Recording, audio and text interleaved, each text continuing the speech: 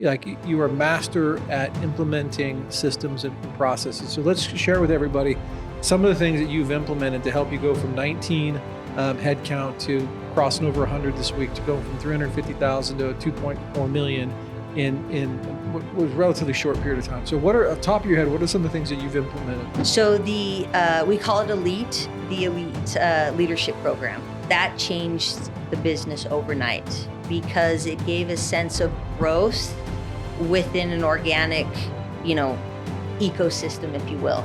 So it wasn't just becoming a pro and like maxing out on money.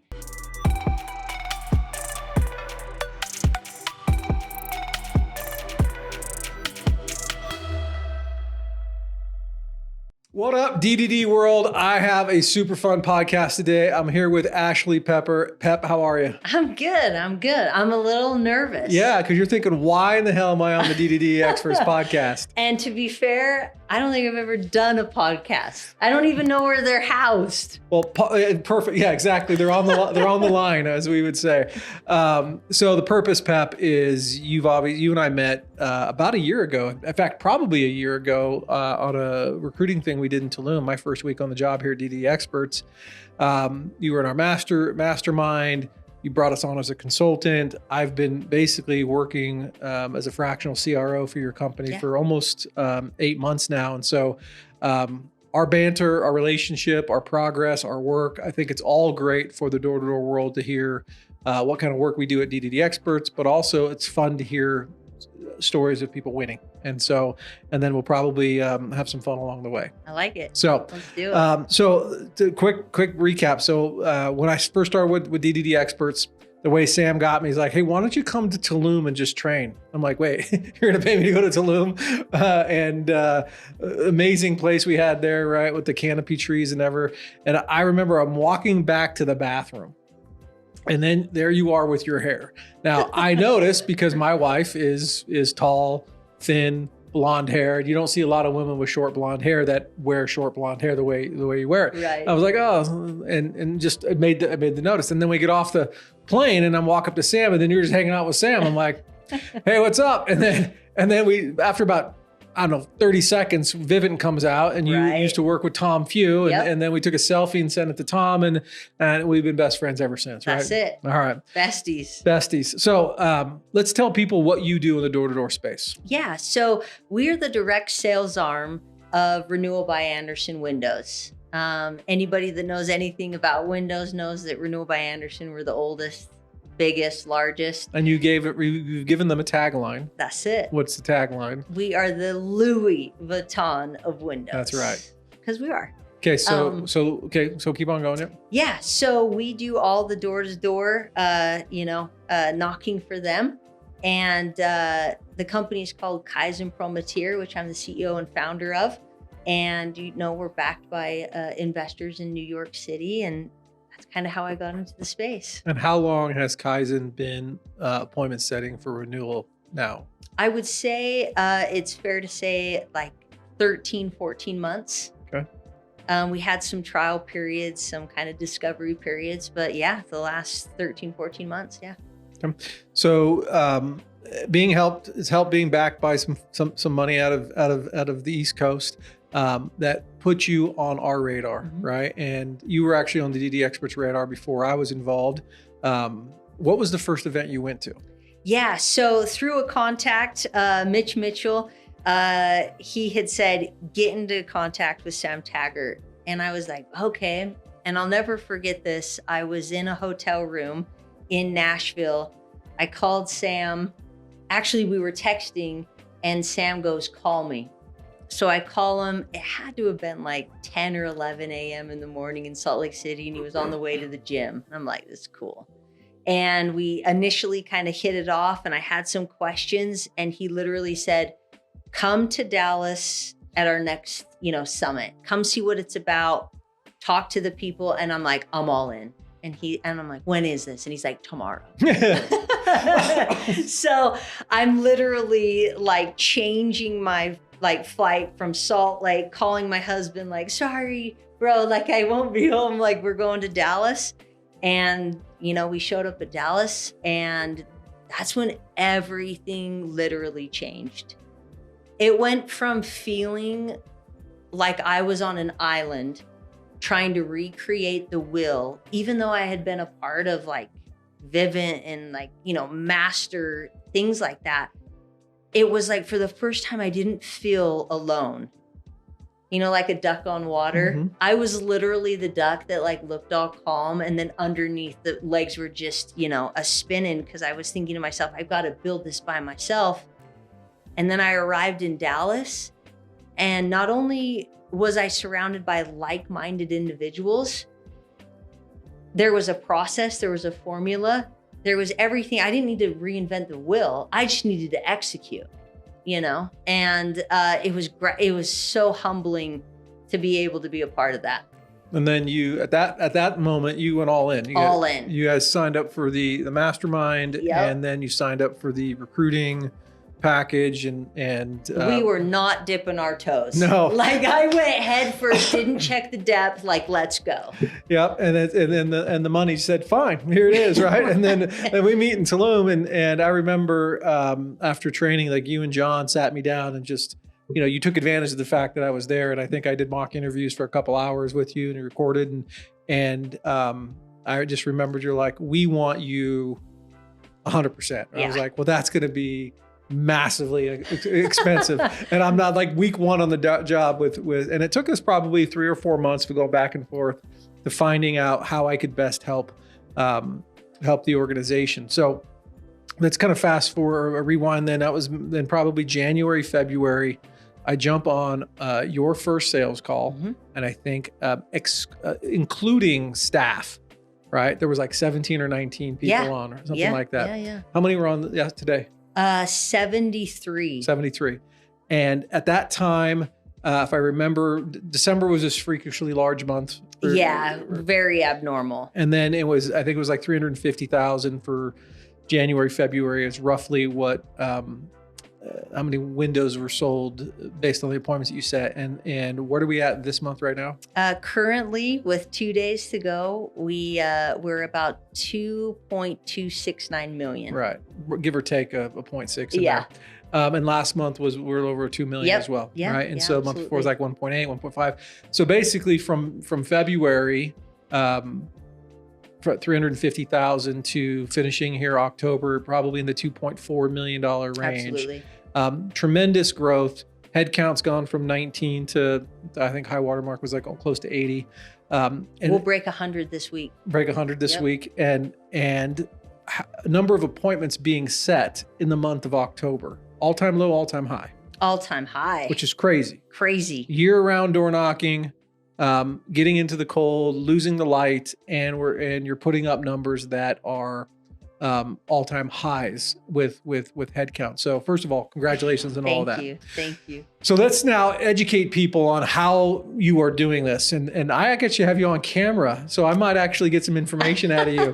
You all you're right is you play things pretty close to the chest. Yes. Right. You're not. You don't talk a lot about yourself. No. Okay. So Pep, you play things pretty tight. You talked about the duck above water with the feet kind of moving. I think you're that way all the time. Yes. Right? That has to be hard. When do you know it's the best time to ask for help? That's still kind of like an ongoing struggle. Just being completely honest, because there's that whole notion of, asking for help, does it make you appear weak? And just being like raw with everybody on the podcast, like I'm a woman in male dominated worlds. And so working with private equity out of New York. Yeah. And it's like, for me to even be on the level of good, like I've got to have that level of perfection. And so you're always balancing that. But, JP, to be completely honest, bringing you on is when we started working together, and you were able to be not only a consultant, but a mentor, has really allowed me just to be like, hey, I need help. And this isn't a weakness. This is getting everybody collaboratively together saying, what's the best course of action? Right. And what has made, in my opinion, and I said this to I'm going to call them the money because I don't want to talk about other people. The money. When I was on the conversation with the money, Yep. and I said the only reason I'm still consulting for you all is because of the work that you do. And what I explain by this is I'm like, Pep, we need to do this. You implement. We need to do this. You implement. Like, you are a master at implementing systems and processes. So let's share with everybody some of the things that you've implemented to help you go from 19 headcount to crossing over 100 this week, to going from 350,000 to 2.4 million in what was a relatively short period of time. So what are, off the top of your head, what are some of the things that you've implemented? So we call it the elite leadership program. That changed the business overnight because it gave a sense of growth within an organic, ecosystem, if you will. So it wasn't just becoming a pro and like maxing out on money. With your advice, it was building that leadership course that gave people more, right? That gave them the structure on like, how do I become a leader? A lot of people nowadays, they don't take those courses. And it's really great for me to see that people that didn't even think that they had leadership qualities actually are some of the most natural leaders that you'll ever come across. And so by putting them through this 8-week course, it provides a sense of structure. It provides a sense of accountability. It provides a sense of, growth that we're talking about at the highest. And it provides them the ability to make a difference, not only in their personal life, but their professional life. Kind of the angle that I've taken on this leadership course is like, I find that it's okay to blend work and home life if it all works, right? Like, if you're a good person at work, you should be a good person at home. If you're a good dad, you're a good mom, then you should be a good, manager, leader, peer. So when we first started working together, you had those 19 bodies or whatever it was, and you wanted to get to 100. And I was like, we can't do that with 2 leaders. Right. Which is where we started LDP, Leadership Development Plan 1. And I think we just finished 3 and are starting 4. Yeah, 4 starts next week. 4 starts next week. And by putting people through this leadership development program, we're now able to layer recruits onto them, and you're able to insulate your business. So if somebody leaves or has to be terminated and you need to put some backfill or something like that, you have people that have been trained on how to interview, how to train, how to lead from the front. 100%. And so now, how many quote leaders, if you were to have a leader call tomorrow, how many leaders would be on it? 19. So we went from 19 reps to 19 leaders. Mm-hmm.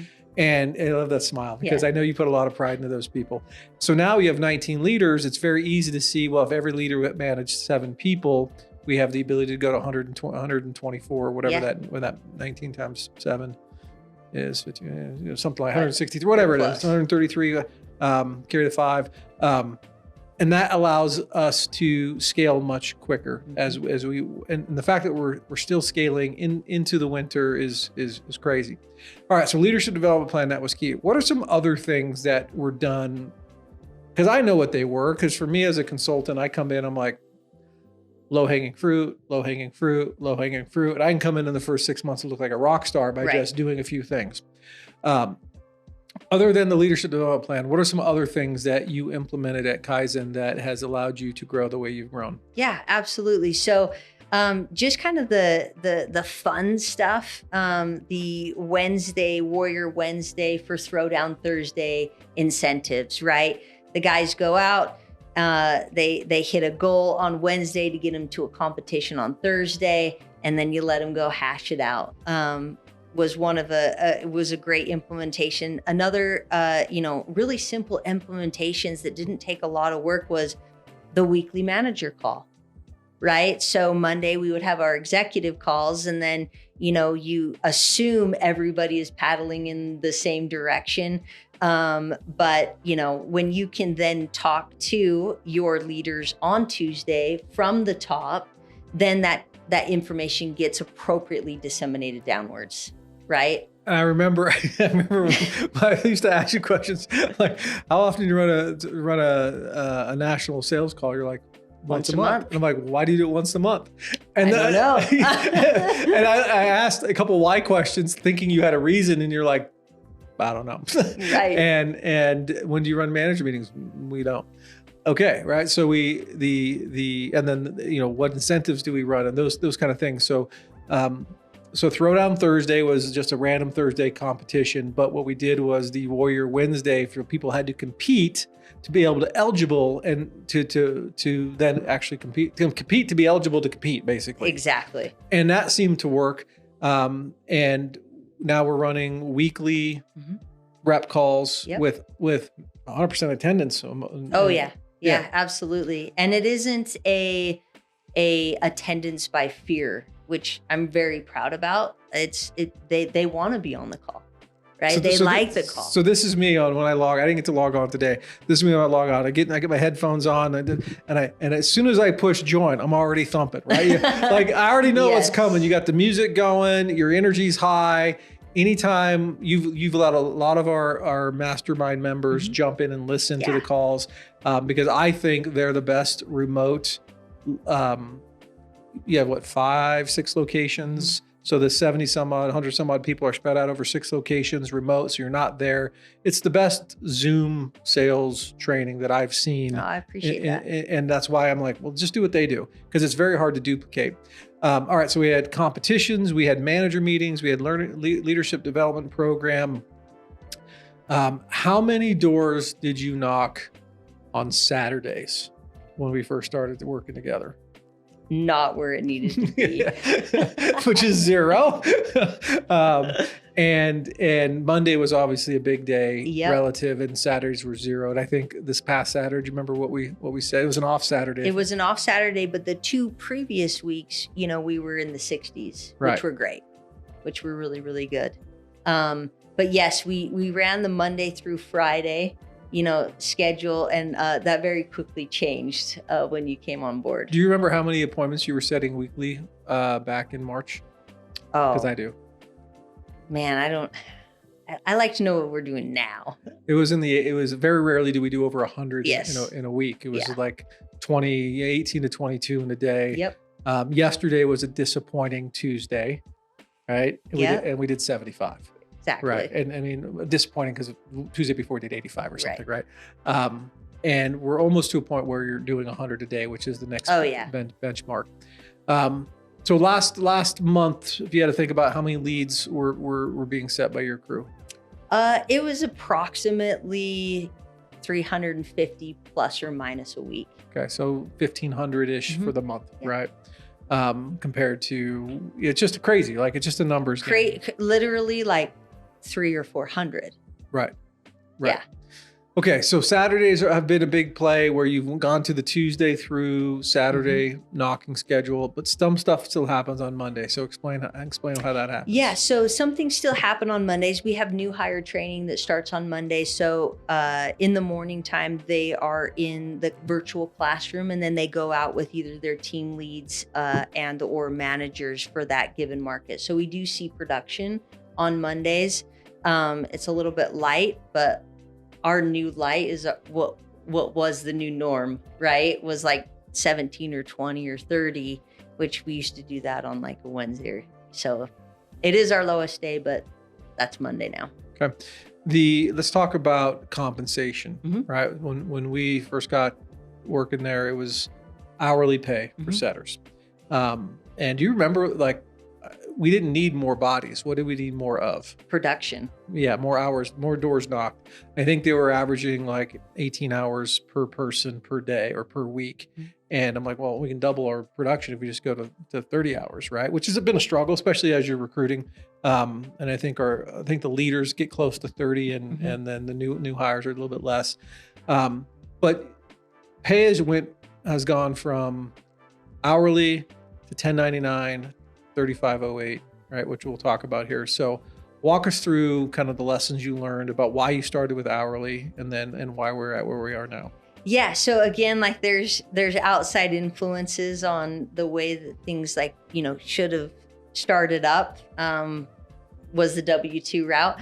I never was comfortable with that. Cause I think just growing up in the world, we know that like W-2, like they're going to be sitting on a rock or at the movie theaters and, you know, this, that, or the other. So we went straight commission. I'm not going to sit here and say I wasn't nervous that we were going to like lose people when we went straight over commission. But at the end of the day, like those people that did leave when we went over to straight commission probably weren't the right fit, you know, in and of itself. And so we moved over to straight commission with some little caveats built in there, safety nets built in there. In case there is a week that they're sick or this, that, and the other. I want to make sure that my people know that they're appreciated and supported.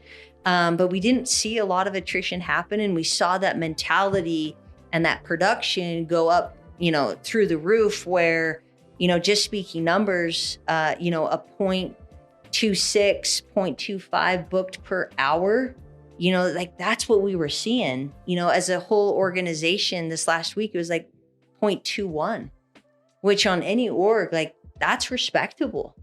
You know, they're going out, they're pounding the pavement, you know? So the lessons were, it was hourly with small numbers, sub 30 heads and easy to manage. Mm-hmm. And as we started to grow, and by the way, these were all foreseeable. I remember telling the money, I'm like, we're going to go break a lot of shit. Right. And, I remember that. I loved it. And sure enough, you have a bad production week when you have 30 reps knocking 25 hours, that payroll check is pretty big. And that was only going to get bigger and bigger and bigger. And it was to a point where they're like, wow, our exposure is going to be large here at scale, which is what we knew would happen. So those of you who are listening, I think if I was going to start a door-to-door program today, I would probably pay hourly. I would have to invest in the business to get it going, right? Because you don't want to train people and have them keep on turning over while you're learning. That's the hardest thing. And that'll incur a massive cost. Right. And so the hourly piece got us our first class of leadership development people. And so they were loyal to you. They were willing to follow you, and they trusted the process. They knew they set appointments. They knew they got paid when they all knew that. So making the transition once it was built on hourly to 1099, the people who were good at the job didn't care because they were going to make more anyway. And so they didn't leave. Therefore, now we could recruit onto those people and use them as examples. So that's just I'm sure there's people listening that are struggling with that. Do I do W-2? Do I do 1099? You have to pay people when you're brand new to keep them around so they can grow affectionate of you. Now, recently, because of, again, we're getting bigger and we're dealing with people who run really large companies around the world. Yeah. And they have attorneys and they've already seen what can happen if you don't do things correctly at scale. Your organization made a shift to IRS tax code 3508. Yes. So I know you're not an attorney here, but tell people what 3508 is. Yeah, absolutely. So 3508 is, you know, the direct seller aspect of this. And the easiest way to explain it is essentially the commissions that we pay up front are fronted to the said pro, right? And then after the course of the way that my company has to do it, our money becomes real 30 days after the end of the month. So it's truly like 60 days, right? We do a true up, and that true up essentially is 6% of gross sales that individual sets for the month. So a really good example and kind of how to play this out for everybody is, you know, our people go and set appointments, right? We don't close anything, we just set them and we front them the commission. Well, anything that we owe them at the end, based off of gross sales that they are setting the appointments for, we do a one-time monthly bonus. Right. And we're doing it for the first time this month. And there are a lot of bonuses going out, which, you know, makes me happy. Yeah. You know, you're paying people more, you know? So 3508 it allows the tax code that treats people as a direct seller. So you can require a uniform. You can treat them as an employee. But they're not. But they're paid as a 1099. Exactly. As long as they meet all the other criteria, which again, I am not a tax attorney. Neither. I just know that 3508 is where larger companies with deployed door-to-door sales teams that have to follow certain guidelines to have the benefits of that. And so you've made the transition and from 19 W2 reps to almost 100 people, straight commission, operating under the direct seller format. Your teams are true operators in order to pull that off. And a testament again to the culture that has been built at Kaizen is nobody left.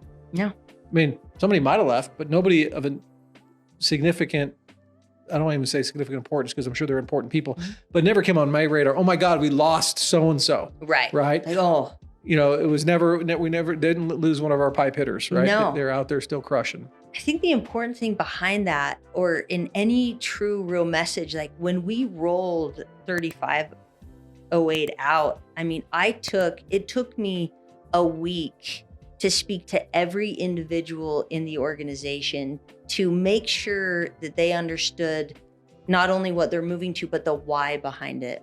I think in any organization, when you take the time to truly explain the why, right, on an individual basis, that's how you continue to have those people that are like, okay, Pep, like, let's go do this. Right. So back to things that were changed. Let's talk about how recruiting and training was run when you were at 19, trying to go to 25. Yeah. Right. And how, what was the process back then? John Edwards, I want to apologize right now. I don't even know what camera to say I apologize. But John Edwards, my VP of Ops, could not have done this or be in this position without him. Literally, it was combing through resumes on Indeed personally, right? I would try and help, but I'm not very good at that stuff. He would literally comb through resumes. He would try and set them up, on the Calendly.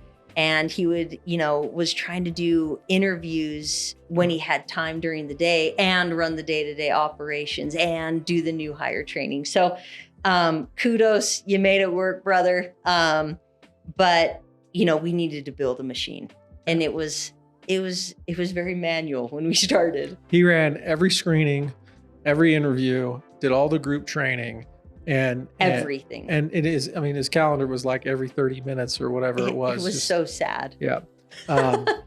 And so got to a point where obviously revenue was coming, business was being grown. We invested in one of our programs, we call it Recruiting Platinum, but it's basically a do it for you recruiting offering where, explain to everybody what's happening now for you on the recruiting side. Oh, it's incredible. Am I okay to? Yeah. Alice, I love you with Outburst Consulting. One of the first recommendations that JP gave us was like, you need to get in contact with Alice. And she did such a good job. We've now pulled her in house, and so it's right. It's, Okay. So yeah, she did. I'm like, well, we'll see, because she's recruited for me for years. So I'm like, oh, very cool. But Alice was like Cher. Like, you didn't even refer to her as like a last name. You're like, you just need Alice. I'm like, fine, let's get Alice. Yeah. Right? Like, is Alice on board? What did you call her? You call her Nancy? I think I called her Nancy at first. Yeah. But no, Alice and her team have been instrumental. And even just the relationship that we have personally now. I truly feel like. Did you go to the game?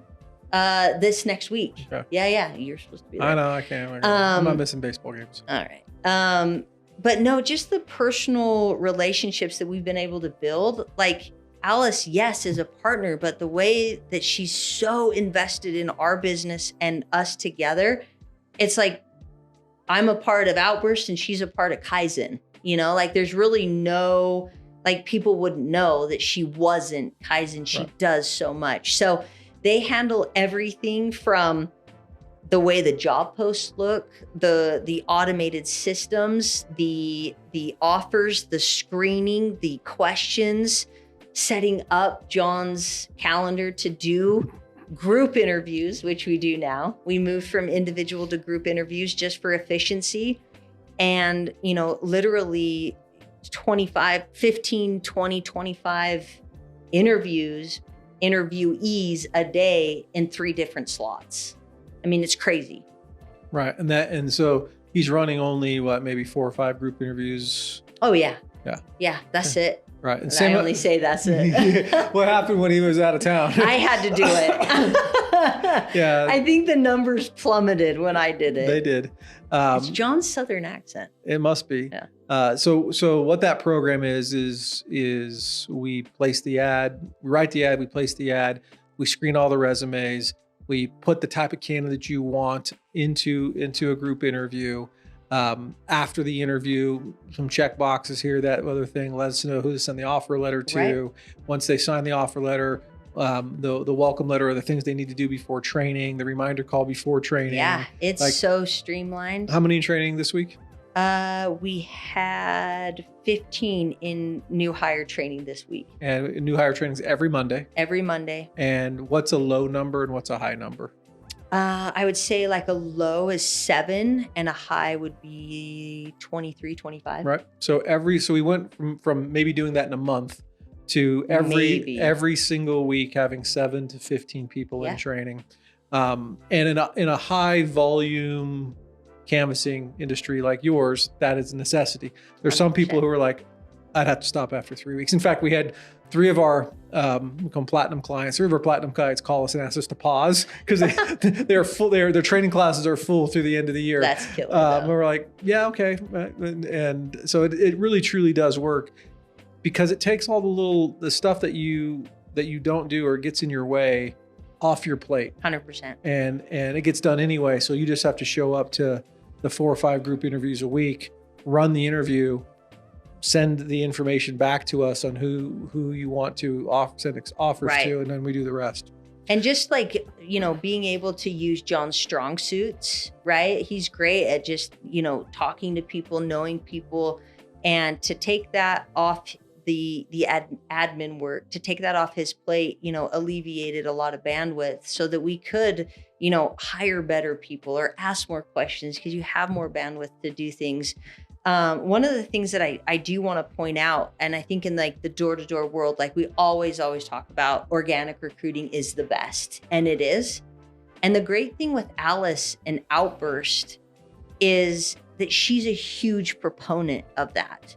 And so not only are they doing the Indeed funnel, which we all know is just like, in and out, and there's a lot of resumes and a lot of screening, but she also understands the organic route and how important that is, and talks to my managers about it and is a huge proponent about it. And it's just great to see like the full gambit. Do we know how many of the 15 were organic this week? This week, I want to say loosely like 4 or 5. So again, backing up 6 months, what percentage of recruits were organic? No one. Okay, and today, where are we at, you think? Oh man, we're getting better at organic. Is probably a percentage over the last 2 or 3 months. I would say like 30 or 40%. Yep, and this is some of the things that we do in the leadership development program. 100%. Is we got to teach you how. Basically, over the 8 weeks, we have to teach them how to be a manager and teach them how to manage teams. And so there's a lot that goes into that. But one of the things is how to run an interview. How to recruit. And part of that is if you're not comfortable recruiting people that exactly, then how are you going to lead total strangers? Right. If you don't believe in the job enough. And so we have them make their hit list. We have them only text a few, right? We have them to talk to people at the gas station, and we teach them how to go basically fish for themselves. 100%. So eventually when Kaizen is nationwide, you should not have a do-it-for-you recruiting offer because it would be really, really expensive. But you need to teach your people on how to fend for themselves. Yeah, you eat what you kill, right? That's right. Definitely. All right. Anything else that comes to mind? Things that we've implemented over the last 6 months that have taken you from 350,000 to 2.4 million. We talked about recruiting, organic. We talked about the incentives. We talked about the leadership development program. Switching from W-2 to 1099 to 3508. Which is a lot. I could roll my eyes for our next call when the money's going to want to do something else. Right. What about incentives? Didn't you just get done with some major summer contest? Yes, we did the Summer Streets contest, first annual Summer Streets. I am a huge swag person, right? I think that there's a level of swag that can be super, super cool for your organizations, and it drives a lot of sales organizations. So yep, we just got done with a Summer Streets. The 3 winners got scooters, which was super cool. But the amount of participation, I think everybody that's listening to this always knows that like that first week, there's always this like huge turnout. And then if you run a long competition, like it fizzles out over time. With your help, with the help of the team, we were able to run Summer Streets literally for the entire summer. And we saw week over week over week over week, better and better and better and better, which was super exciting. So. Right.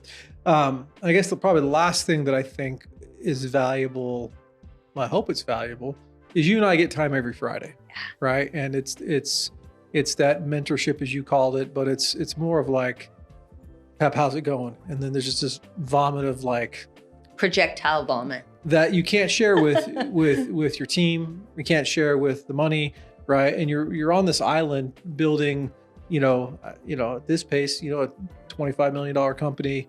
If we keep on the last 2 months for the next 10 months, from a $3 million company to a $25 million company projection in the last 8 or 9 months.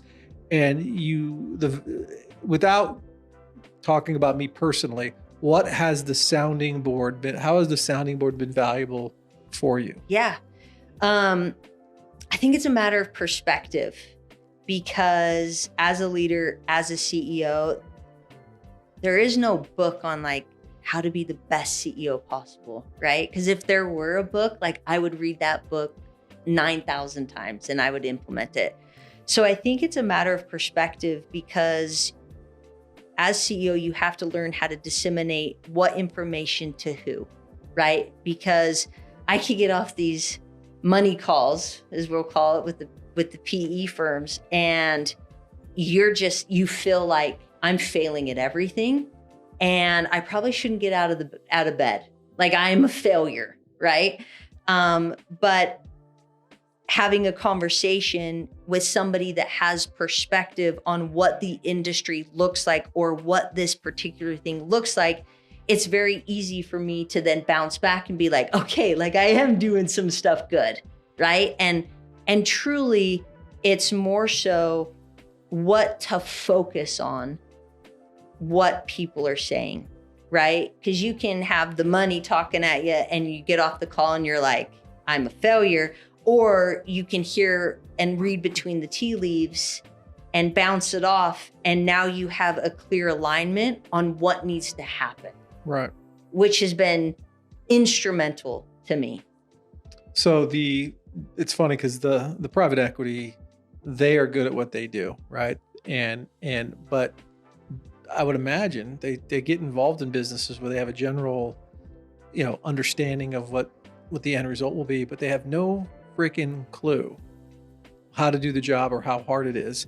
I'm on with Captain Money this week, right? And I was I was like, well, this is the billionaire that's, and I was like, let me just get one thing straight, right? Like right. We just had our best week ever. We just had we lost sunlight. We're having our best month. Like I just monologued like the 15 best ever, right? Because all they want to talk about is that, let's get closing percentage up. Right. Like, well, we're not in the house closing, right? Right. We need you to fix something that you don't control. Yeah, but the things we do control, we're smashing it, right? And it's like, we don't want to hear that. You're like, okay. But they push and push and push, which obviously keeps you going. Now, I'll say for me, it's been about 3 weeks since I laid down on my bed, face down, and cried, right? Just because you get to a point where you're like, fudge, right? Like, how often have you got blood, sweat, and tears? How often have the tears come up in what you've done in the last 8 months, 9 months? Oh man, I mean, it's pushed me, and I've been through a lot through my life as far as like resiliency, but it's a different level because every decision I make affects not only the people that work for me, but their families. And I genuinely care about every individual that works for my organization. And I know that might sound, altruistic but it's not. It's like genuinely me. And the answer to the question is right now. I know. I'll deny it. I take it every day, because I want my people to succeed, and I want my people.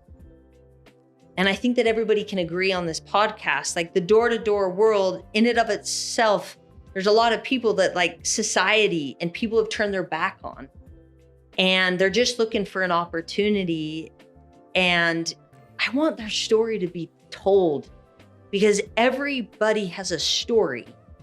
And if nothing else, it's like, I want Kaizen to walk the journey for however long it is that person's with us, in a positive, just overall, just positive, resilient, tolerant, success or more success mentality.